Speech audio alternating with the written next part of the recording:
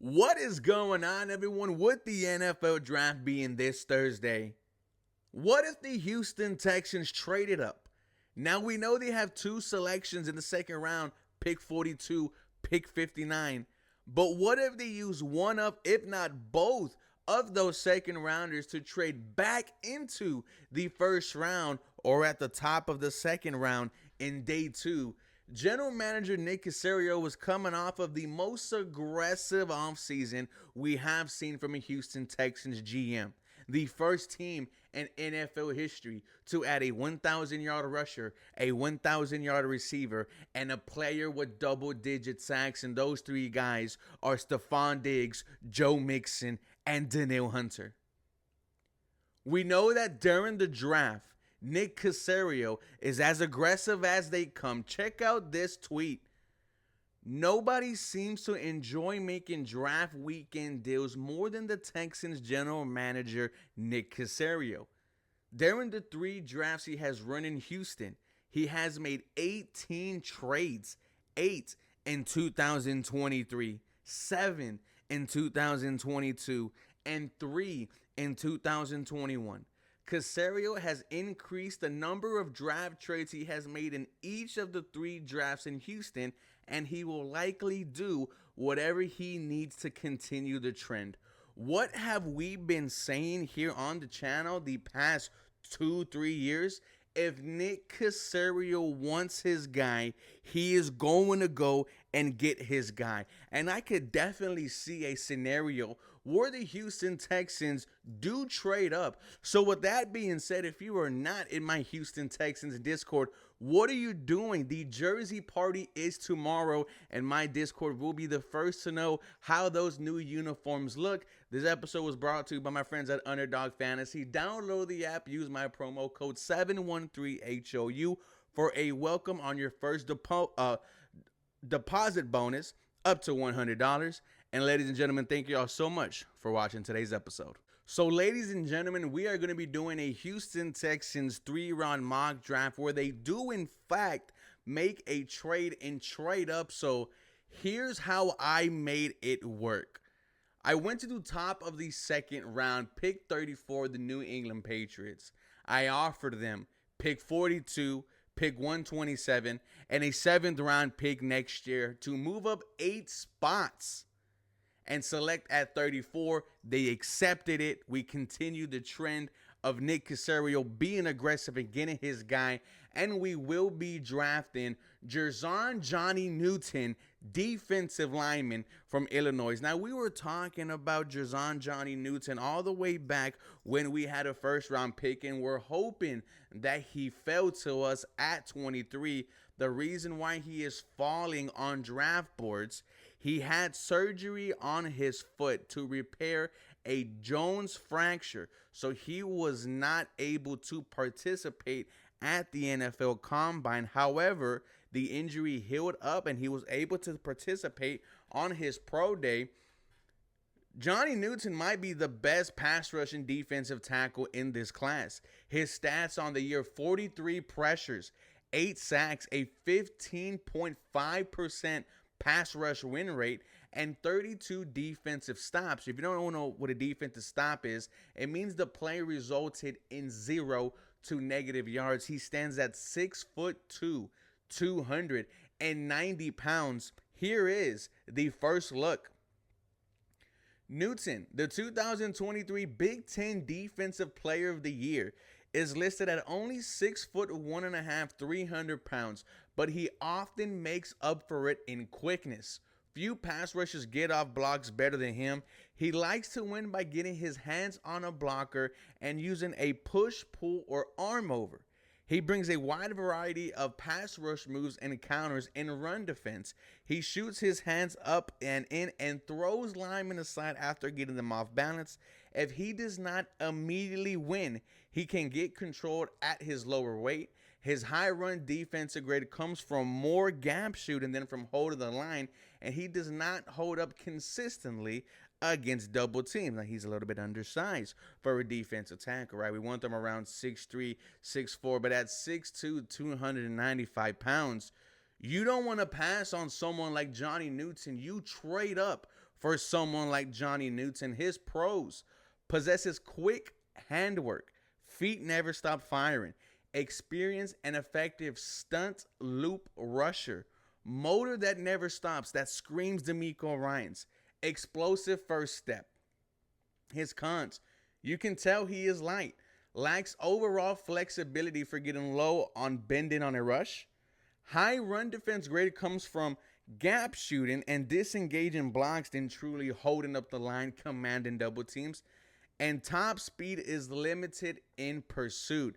Johnny Newton, we traded up for you. You are going to be starting on this defensive line that already consists of Will Anderson Jr., the defensive rookie of the year, Daniil Hunter, who had 16 and a half sacks, and Danico Autry, who had 11 and a half sacks. This will probably be one of the best front four in the NFL, and that's who I am going at pick 34. Traded up for Johnny Newton. Now we have to wait about 24 selections. The Houston Texans once again have a pick, guys, number 59. So we are back here shortly, and I wonder what the Houston Texans are going to have available here. Once again, I'm using the PFF draft model, and at pick 59, there's Javon Bullard, there's Blake Corum, Jaden Hicks. However, look who is available. He has now become a favorite amongst draft boards in Houston. Edgerrin Cooper, linebacker from Texas A&M, and the Houston Texans win the second round. Johnny Newton, Edgerrin Cooper. Cooper brings a lot of athleticism to the linebacker position. He possesses top-tier change of direction, burst, and pursuit speed. His best work comes from when he keeps things in front of him, flying in for tackles at the line of scrimmage or towards the sidelines. Cooper's issues comes from reacting more than anticipating. He is manipulated off his spot too often against play action and pre-snap motion. He also tends to over-pursue tackles, though. He was more consistent in 2023. His pros: downhill player who is willing to take on blocks at the line of scrimmage, top-tier athlete in change of direction, burst, and long speed, effective blitzer. Cons: can be manipulated by pre-snap motion / play action, out of control sometimes, takes a step too far in one direction and overcommits, and sometimes he reacts more than anticipates. Edgerrin Cooper was all over the field for the Texas A&M Aggies. Now, I do not think he will be there at pick 50, and I'm going to go ahead and tell you that right now. However, I did select Edgerrin Cooper in yesterday's mock draft, so I don't know if I want to do that now. However, I am going to go ahead and go a different route. Actually, I'm going to go ahead and take a wide receiver. Once again, I am sticking with the idea of investing when you only have Stephon Diggs on a one-year deal. You have a Nico Collins extension to think about at the end of the year, and Tank Dell missed time. Noah Brown missed time. Nico Collins missed time. At the end of the year, the only people that CJ Stroud had to throw to was Nico Collins and Dalton Schultz. So I think adding in another body to not only be there in case injuries happen, but could also give competition to guys like John Mechie, like Xavier Hutchinson. And I know you guys are telling me to wait and see on these two. However, I am in win now mode, and some people consider Malachi Corley the steal of this draft, a running back turned into a wide receiver. He's 5'11", 210 pounds. After 2 years as a running back at Western Kentucky, Corley found a home at receiver. He is a well-balanced athlete, which shows up in how he plays the position. The ball carrier vision from his running back days has carried over. When he gets the ball in his hands, he immediately believes he's a running back again in a good way. His contact balance and after contact ability are impressive and consistent, as he is often utilized in the quick game. He also has some of the strongest hand in the class. However, his lack of receiver snaps has led to a limited route tree, a lack of release, and a little nuance down the field. His pros: Running back background shows up in contact balance and how he becomes a playmaker in yards after the catch situations. Very strong hands to catch throughout contact. Good linear explosiveness when going in a straight line. Converts speed to power like a pass rusher. He is tough to hit and bring down once he gets a full head of steam. His cons: lateral movements are a bit stiff when he gets up to speed. Not a very diverse route tree. Not much variation in his release and outside of a speed release. And struggles to get off contact against press coverage and at the contact point in his routes, but that just comes from the inexperience he has at the wide receiver position.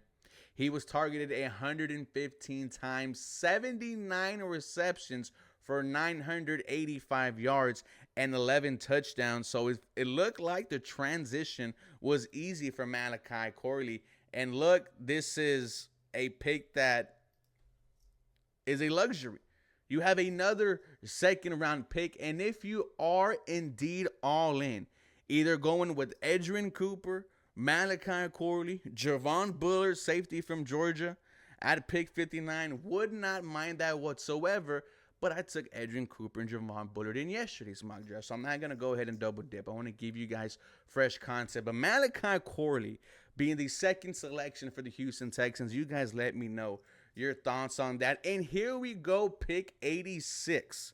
And welcome to the channel, Renardo Green, cornerback from Florida State. He is 6'1", and a lot of people say that he is the best press coverage cornerback in this entire draft class. So why is he falling all the way to round 3? I'm not sure. Maybe this wide receiver class is as deep as they all say.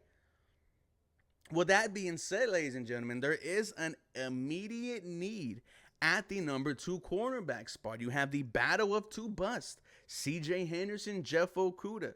The Texans are both these guys, third team in 5 years.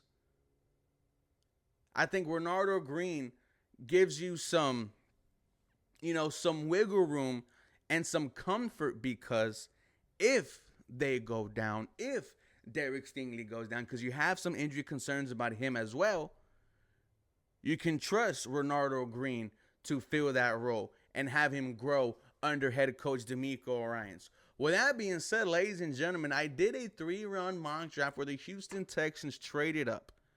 Now, remember what I did to get all the way up to pick 34. I gave away number 42, number 127, and a 7th round pick next year to move up, and I drafted Jerzon Johnny Newton, defensive lineman from Illinois. I took a chance, and I went with a wide receiver at pick 59. I went with Malachi Corley, running back who just transitioned into a wide receiver, and a lot of people consider him to be maybe the steal of this draft. And then I went with Renardo Green, cornerback from Florida State, to be in immediate competition at the number 2 cornerback spot versus C.J. Henderson, Jeff Okudah, and also he's there in case Derek Stingley misses sometimes. With that being said, guys, that was solid. You get Newton, you get Renardo Green, and you sprinkle in some Malachi Corley. I would be excited. I would say the Houston Texans hit a home run. Let me know what you guys think. And for more Houston Texans content, y'all feel free to follow me for more. Go Houston. Have a very blessed day.